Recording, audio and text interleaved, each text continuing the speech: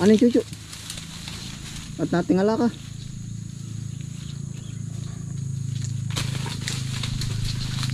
Ay, pusa.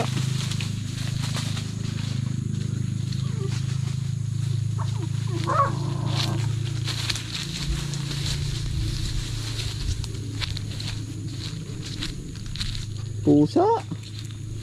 Nang. Huwag niyo habulin. Nang. Nang. Nakita ang dadaga doon sa atin na eh. May pusa po pala oh. Nya, ito malun pa. Chu. Chu. Ah, hinabol na oh. Balay po, kumusta na po kayo lahat? Ano po yan? Balay episode ito na po. Update ko po kayo sa ating kamutihan po. Oh, yan. Ganito na po yung 2 months old at saka day olds pa lang. Oh. Ah, may nakitang kaano yung ating aso.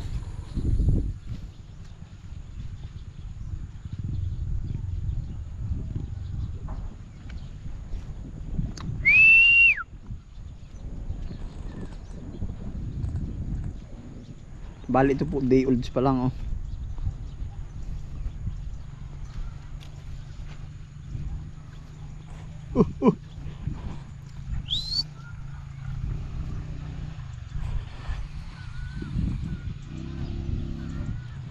Ito na po yung ating kamuti na 2 months old.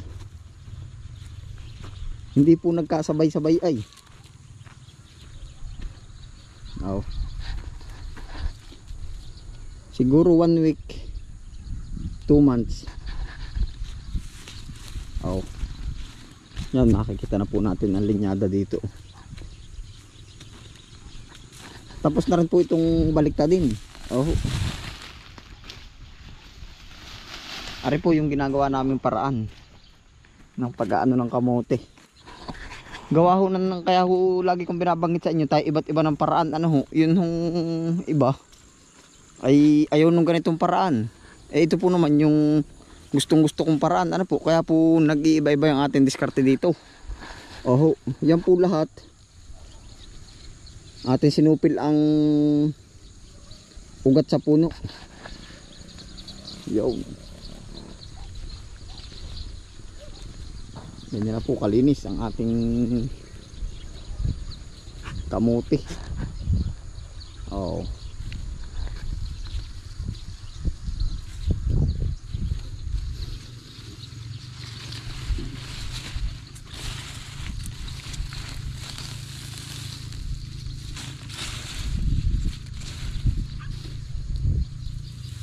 Pabor na pabor po ngayong ano. Ngayong may araw po, araw.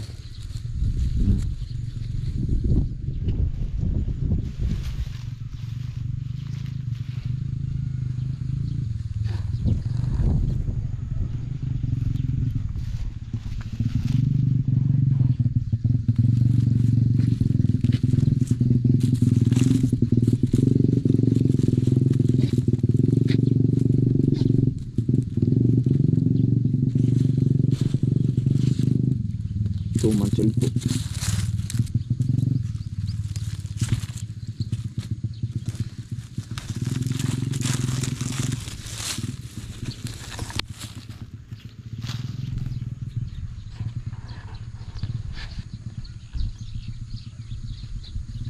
Magaganda po ang dahon niya oh. Lalapad kasi oh, nag-spray na tayo dito ng pesticide. Oh. Kaya na nang balik na yung ganda oh.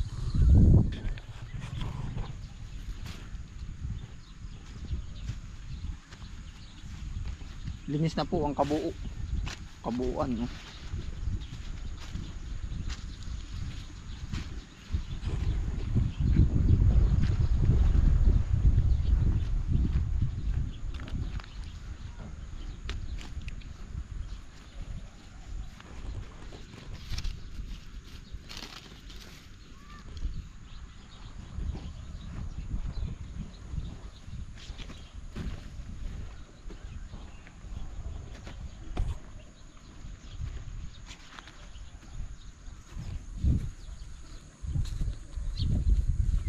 Tataba oh.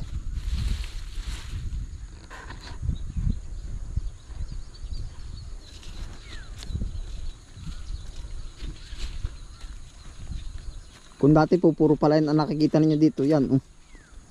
Tayo po ay bumago ng pananim. Oh. Yan, yung lahat po ng kahangga natin ay karamihan ay palay pa.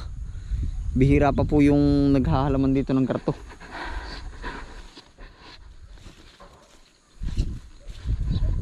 Oh.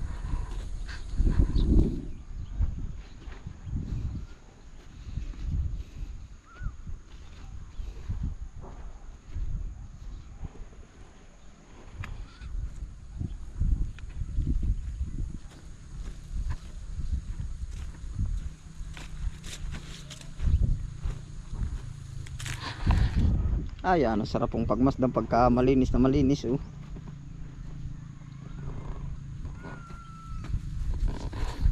Oh.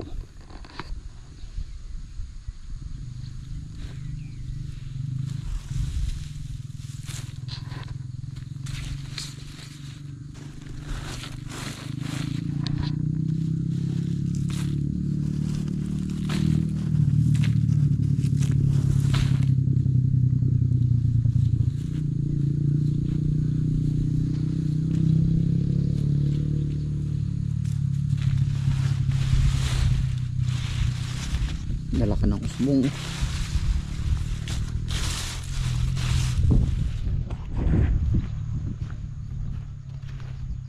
Kakatuwa.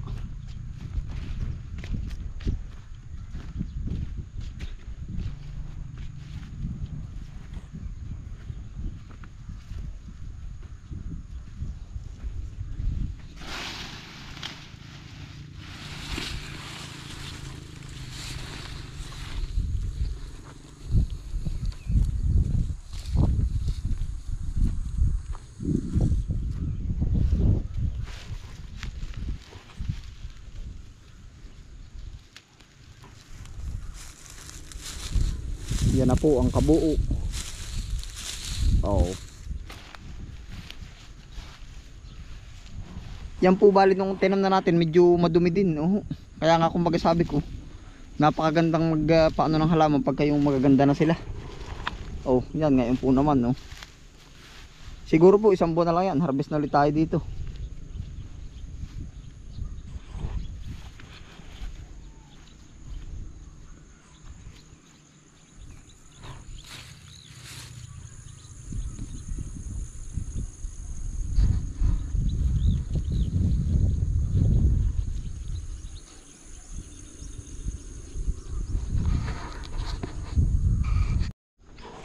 Bali po pala sa mga nagtatanong po sa atin kung kumita po ba tayo sa kamuti, ano po, yung iba ay inaano nila eh. Para po sa mga nagtatanong ano, ipakita daw po yung computation. Ay hindi ko na rin po umaano, basta ho ang nahukay ko dito, nasa 1 per kilo. Tapos ay mag-estimate na lang tayo sa 30 per kilo, kahit yung iba ay nag-50 pa. Oh, gawa ho na yung maliit ay inglubo na po ba. 1 per kilo, itimes natin sa 30. Umabot po ng nasa 1.4 ay di 30,000. Tapos nandun pa po yung puhunan ha. Pagkatapos ay yung 400 kilo. Bah, magkano yun? Hina natin sa mata. 12,000. 42,000 po. Yan, hanggang dito lang po yung 42,000. Ito po yung nahuli ay hindi, ito po yung nabenta natin ng 1 per kilo nakuha diyan. Oh, yan. Ari po eh, hindi pagmamalaki ano, kumbaga may nagtatanong din para lang po maka-inspire kung kumita daw po ba tayo dito. Ayun po naman lahat ng harvest ko dito ay kasagsagan ng pagpapatubigan natin noon. Napabayad na lahat doon sa palayan. Oh. Yung mga pinira natin dyan.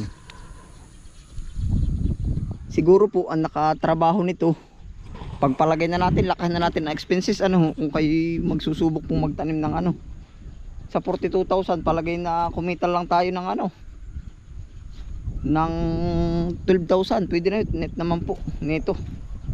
Oh, yan, yun lang po ang masasabi ko sa inyo. Kung kumita tayo, oh, kumita. Oh.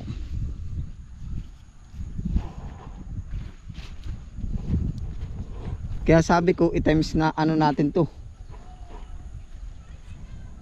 ito, isa, dalawa, ay di 1, 2, 3. Naging times 4 po yung ating kamutihan, yung luwang. Times 4. Yan, ito naman po yung iba pa nating ano. Ito pong kabilang ito, sabi ko nga sa inyo, 2 months. Ari naman 1 month. Yan, oh. Ganyan naman po kalakang 1 month. Hindi po kasi sabay-sabay tayo ho ay medyo naaagad. Oh.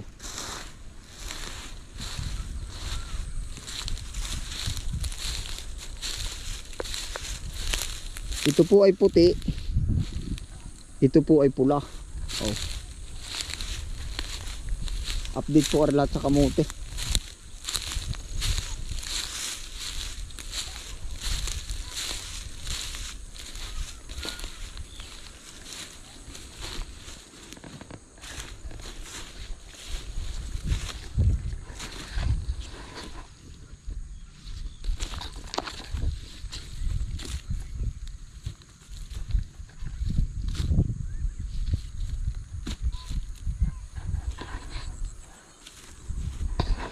Bali ang kamote po, kung ako po ang inyong tatanungin ano, sa 1 month old po itong ating kamote ay ito po ay swak sa kanyang lago.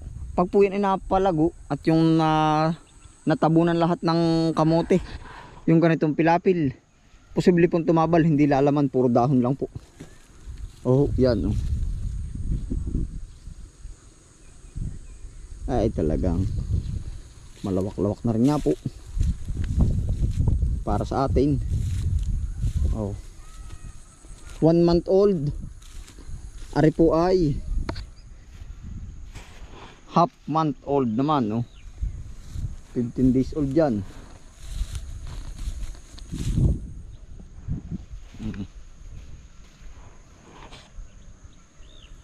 15 days.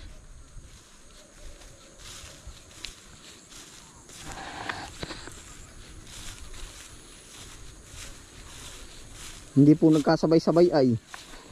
Gawa ho nang kumuha rin tayo ng mga upahan ay minsan nung may wala nga tayong pang upa ay di sinisulo ko, kaya ho nag-adjust yung tanim po ba. Yan oh.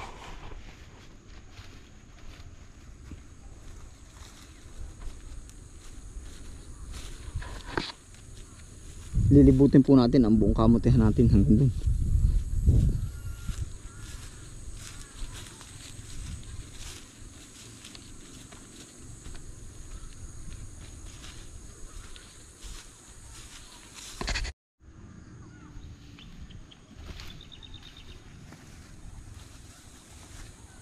Ano yung chucho?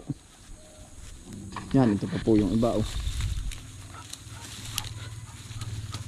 Psst! Ano yan? Ba nakita ng aso? Psst! Ano yun?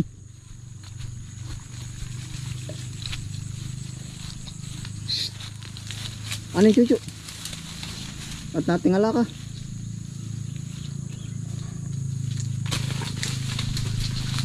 Ay pusa.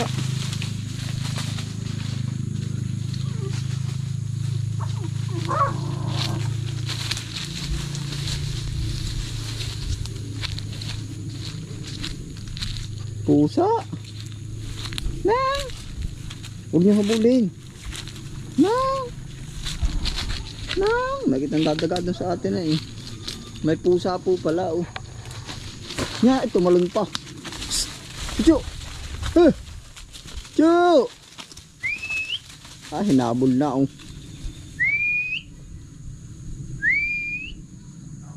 Chu! May pusa po pala. Maigit nagtatambay ho din eh. Siguro ho ay laog. Huwag niyo habulin ang pusa. Siguro ay laog.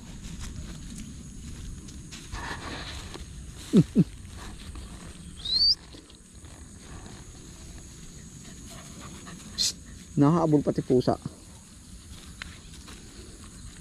Ari po naman parang 10 days old oh.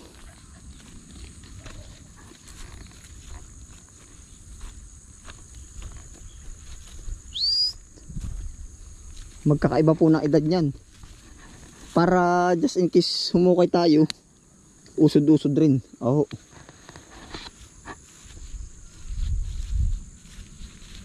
Yan na po ang kabuang kamutihan natin, no.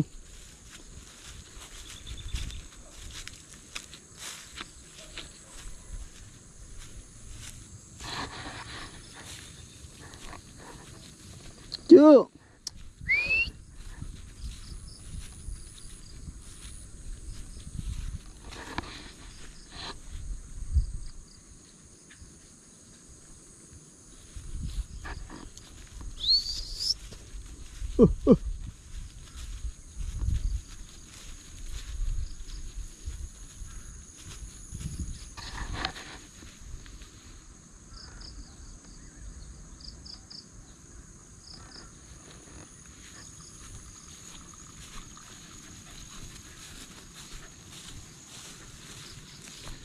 Napakaganda na po ng sibol.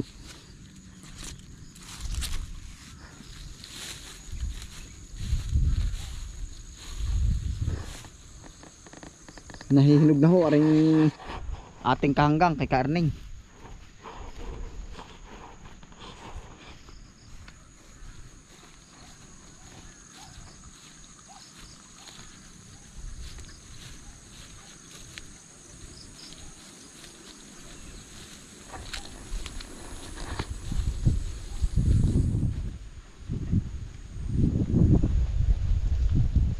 Yan, hanggang dito pa po yan, oh. Mula doon. Baka po pag ako ang estimate ay ano, kulang-kulang 1 hektarya po siguro ang ating naitanim na kamote. Oo. Hanggang dun eh. Bali ano po, kung kayo marunong umestimate at minsan no ay per sa Laguna, per sako po ba yung usapan nila ng pagpapatanim? Baka po higit 20 sakong kuno yung naitanim natin. Hanggang 25 to 20, basta yan po yung range nung naitanim natin na talbos. 25 to 20 ano, 20 sako na bimig. Oh. Psst. Sana lang po mahuli natin yung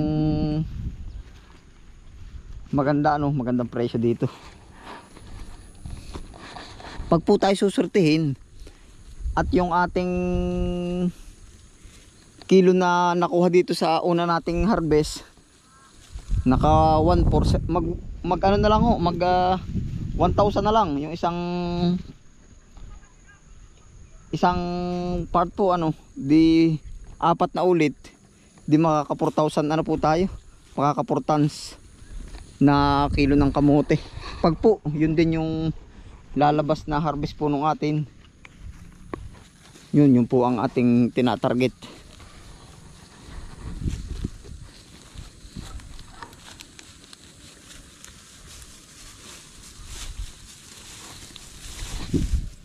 Update sa kamote, ang kabuo po ating ginala ko po kayo.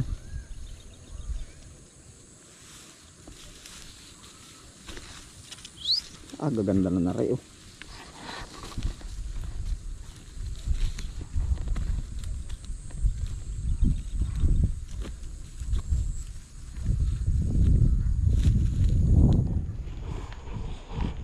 Bale po, salamat po sa inyong pagsama. Ano po, dito na rin po tayo magtatapos ng vlog na to. Ang episode na to po, update sa ating kamutihan. Ayan, kung di pa po kayo subscribe sa aking channel, pa-subscribe na lang, paklik na lang po notification bell para maging updated po kasi sa susunod ko pang videos. Hanggang dito na lang, ingat po palagi. Happy lang. Bye.